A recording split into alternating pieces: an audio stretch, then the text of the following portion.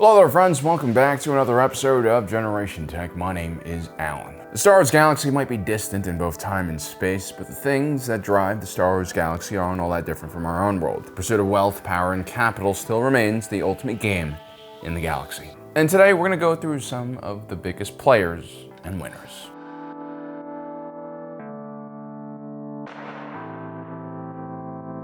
Out of the core group of original heroes from the original trilogy, Lando Calrissian has always been one of my favorites. Luke Skywalker might have saved the galaxy, but he ultimately became listless and failed to embrace his own greatness and what it could have brought to the galaxy. Han Solo reached his peak as a general for Rebel Special Forces during the Battle of Endor, and everything after that kind of went downhill. And Princess General Senator Leia Organa, while impressive throughout her entire career, is a product of her environment. If anything, Luke and Leia are basically a twin experiment of what happens when you give one child to an enlightened and wealthy royal family who live in space Switzerland, and another twin to poor farmers who live on a planet where you literally have to squeeze moisture out of the air to survive. So why do I like Lando so much? Well, he never took things for granted. He always had a very clear goal and focus on what he wanted to achieve.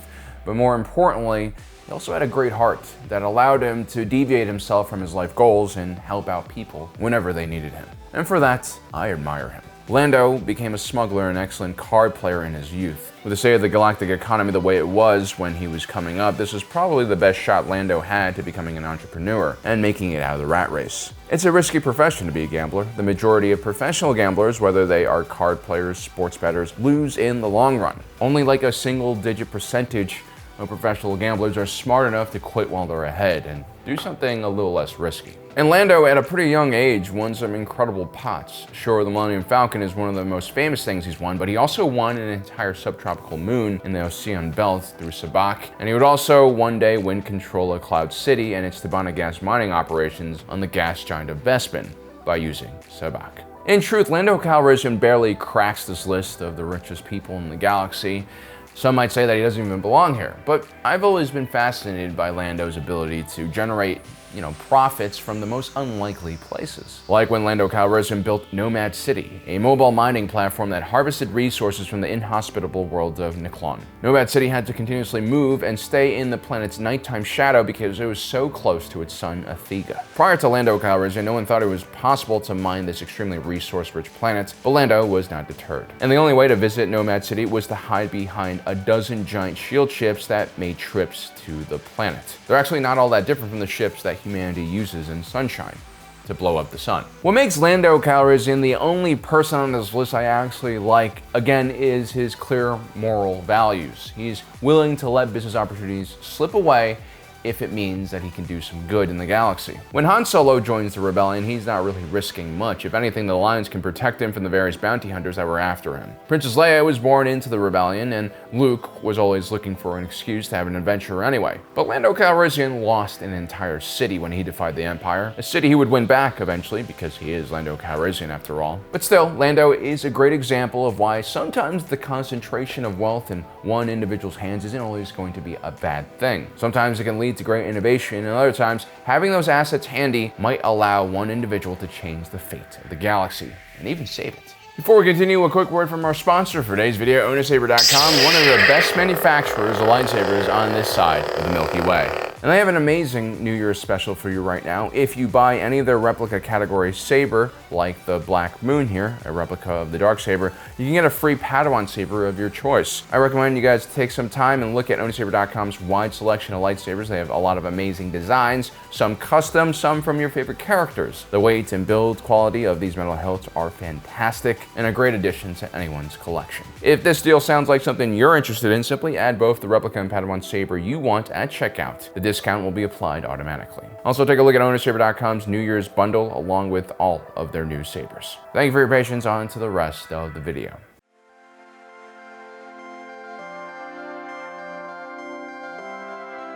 There's new money and then there's old money. New money is usually insignificant. It's flashy, it's distasteful, and oftentimes within one generation, it's gone because of mismanagement. Old money is well hidden, it's well taken care of, and it's deeply rooted. Old money is built over several generations. It's guarded jealously by its family members. And considering how long the Republic has grown as a civilization, the older the family, the much larger the pot of gold usually is. You have families like the Organas on Alderaan and the Tarkans on Iradu, for example. And of course, the Serenos of the planet Sereno. You see, long ago on the planet Sereno, the Sereno family stood up against Sith invaders and repelled them. And from then on, the Serenos and the other noble houses of the planet worked tirelessly to bring stability and peace to the region. In 102 BBY, a young boy named Dooku is born into the Sereno family, and he is immediately given away to the Jedi Order once he exhibits Force abilities. Dooku would grow disillusioned with the Jedi. Perhaps his royal blood made it difficult for him to live a life in service to others. And in 42 BBY, Dooku would leave the Jedi and return home to Sereno, where he would depose his brother Ramel from power and take over the family fortune. Now, the fortune of the Sereno family would have seemed modest compared to the Organas. Even fell short of the wealth of the Outer Rim family, the Tarkans. But it's what Dooku does with that wealth that propels him onto this list. After taking control of his ancestral home, Dooku would spend the next decade creating political tension and upheaval in the Outer Rim. He did this at the behest of his true master, Darth Sidious. Eventually, Dooku would emerge as the political leader of the Separatist Alliance and become the head of state for the Confederacy of Advanced Systems. Dooku championed a populist movement against the Republic and its corrupt practices and neglect of the Outer Rim. This would eventually turn into a full-blown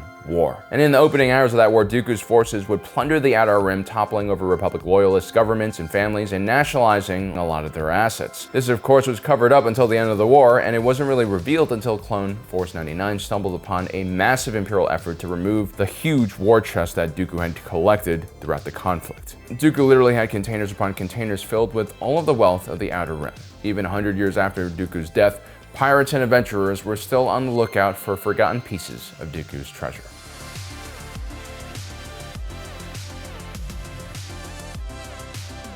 There are rich royal families, and then there are rich industrial families. The Quadi families are kind of a mix of both. Quad was one of the most important planets in the core region of the galaxy, and that's mainly because of the massive orbital shipyard that rings the planet. Built by a consortium of the wealthiest merchant families on the planet known as the Ten, the Ten would control not only the planet but also Quad Drive Yards, one of the largest shipbuilders in galactic history. They would serve the Old Republic and the New, along with the Galactic Empire in between. And so no matter which side of the galaxy won a conflict, Quad Drive Yards was providing ships to both sides, to whoever needed them. And since the orbital rings on Quat were larger than any other similar shipyard in the galaxy, it was here that some of the largest vessels in naval history were built, like the Executor-class Super Star Destroyer.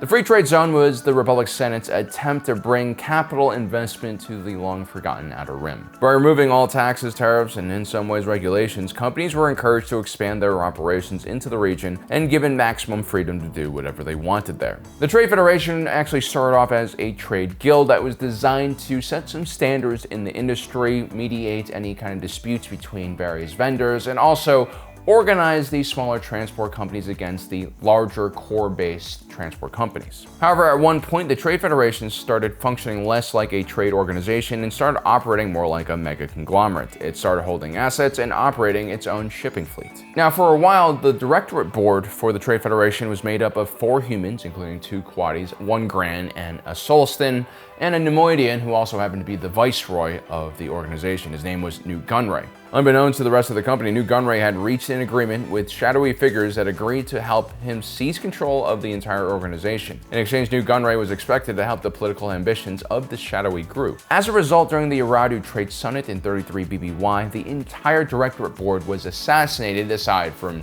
Newt Gunray. As a result, Newt Gunray would seize control over the Trade Federation and appoint only Nemoidians to the directorate. With control of the board, the Trade Federation would ramp up their predatory practices and continue to seize assets and resources in the Outer Rim. They even began forays into the Mid-Rim on planets like Naboo, where thanks to their secret political backers, they were able to win a massive contract to refine and produce some of the cleanest plasma energy in the galaxy. The Trade Federation would quickly grow into one of the largest corporations in the galaxy. They would dominate the flow of cheap goods and material being mined and produced in the Outer Rim to the core, and at the same time, they had complete control of all essential goods that kept the Outer Rim alive.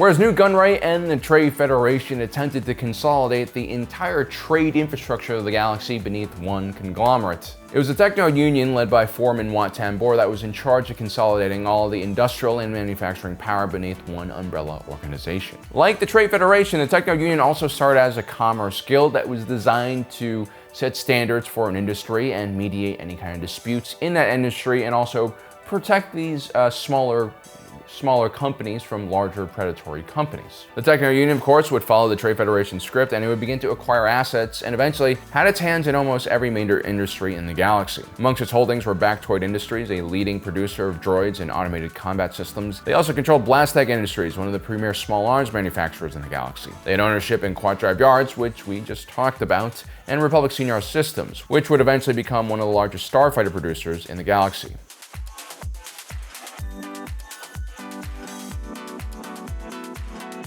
Next up, we have the Intergalactic Banking Clan, which in its last decades of power was guided by the Muun chairman, San Hill. The IGBC represented the largest conglomerate of banks and financial companies in the galaxy, and since the Galactic Republic lacked its own federal reserve, the IGBC was depended on by much of the galaxy to regulate currency and control interest rates, especially after the credit was removed from the Erodium Standard. With its hands in almost every financial transaction in the Republic, the IGBC was the most powerful corporate entity in the entire galaxy, and without its presence, the entire economic system could collapse. And it almost did, when the IGBC became involved in funding both sides of the Clone Wars.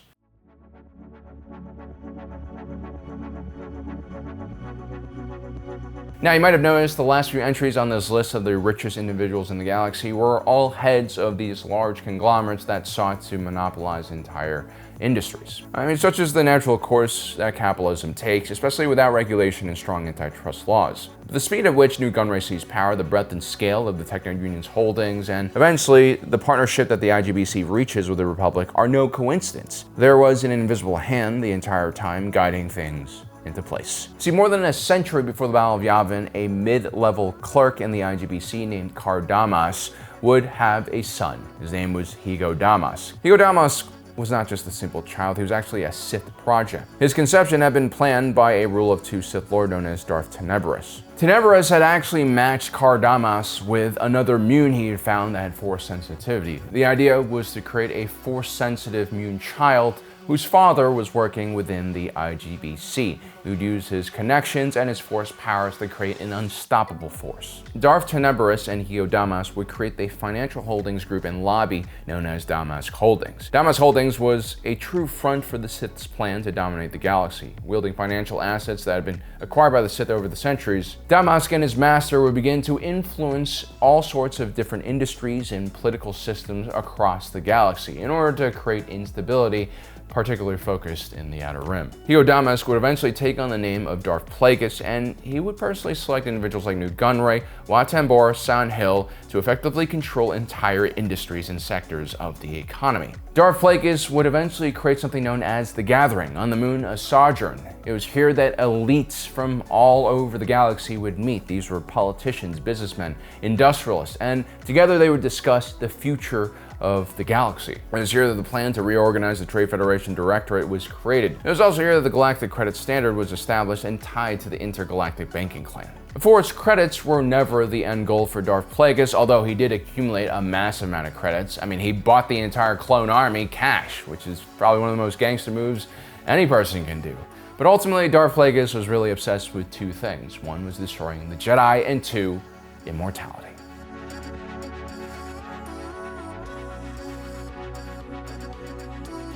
The richest people in our world are not businessmen. They're not tech bros. They definitely aren't celebrities. And that's because these individuals are still beholden somewhat to the financial rules that govern our society. The richest people in our world are the dictators, who control entire countries and plunder them for their own wealth. Whether it's the oil princes of the Middle East or the oil princess in the Kremlin. Countries that have huge amounts of natural resources and large state-owned enterprises to extract said resources have almost unlimited and unimaginable wealth. In everything we've been talking about in this video, the consolidation of various industries, the shadowy organization that organized all this has led to one individual. Darth Sidious. The apprentice of Darth Plagueis and eventually the Chancellor of the Republic and the first and last Emperor of the Galactic Empire, Darth Sidious is the one who really benefits from all of this consolidation. You see, the Clone Wars that he orchestrated was a trap. It was a trap for everyone who was involved. It was a trap for the clones, it was a trap for the Jedi Generals, it was also a trap for Dooku and all of the corporate leaders who were inside of the Separatist Council. With one fell swoop, at the end of the Clone Wars, Emperor Palpatine would kill the entire Separatist Council and seize control of all their assets. He would nationalize the Trade Federation and its transport infrastructure, he would take over the Techno-Union's many industrial holdings, and also take over their many mines and give it to the Mining Guild. This was all in service to the massive military-industrial complex that he was attempting to build. Palpatine even nationalized the IGBC so that he could create his own central bank and print credits and control interest rates. This is how he was able to finance off-the-book projects like the first and second Death Star. This is what allowed him overnight to expand the size of the Republic military into something many times its size. Emperor Palpatine not only had more political control over the galaxy than any other being, he's also the richest individual in galactic history. His success was the result of 1,000 years of Sith planning and manipulation. So there you have it, guys. That is our list for the richest individuals in the Star Wars galaxy. Let me know if I've missed any of your favorites. I guess there'd be trillionaires or something like that. And don't forget to subscribe and hit that notification button down below so you don't miss out on the rest of our awesome content. As usual, my name is Alan, reminding you that my allegiance is to the Republic, to democracy. I'll see you next time.